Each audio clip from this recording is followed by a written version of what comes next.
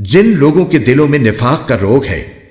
کیا وہ یہ سمجھتے ہیں کہ ان کے چھپے ہوئے کینوں کو اللہ کبھی ظاہر نہیں کرے گا؟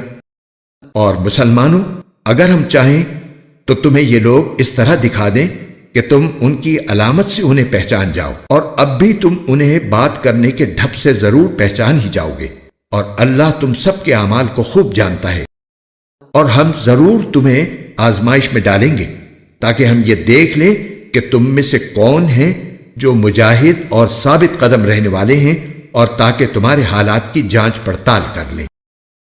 یقین رکھو کہ جن لوگوں نے کفر اپنا لیا ہے اور دوسروں کو اللہ کے راستے سے روکا ہے اور پیغمبر سے دشمنی ٹھانی ہے،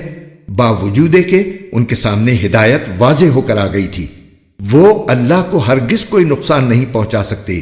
اور عنقریب اللہ ان کا سارا کیا دھرا غارت کر دے گا۔ اے ایمان والو، اللہ کی اطاعت کرو اور رسول کی اطاعت کرو، اور اپنے اعمال کو برباد نہ کرو۔ جن لوگوں نے کفر اپنا لیا ہے اور دوسروں کو اللہ کے راستے سے روکا ہے، پھر کفر ہی کی حالت میں مر گئے ہیں، اللہ کبھی ان کو نہیں بخشے گا۔ لہذا اے مسلمانوں، تم کمزور پڑھ کر صلح کی دعوت نہ دو، تم ہی سربلند رہو گے، اللہ تمہارے ساتھ ہے اور وہ تمہارے اعمال کو ہرگز برباد نہیں کرے گا۔ یہ دنیاوی زندگی تو بس کھیل تماشا ہے،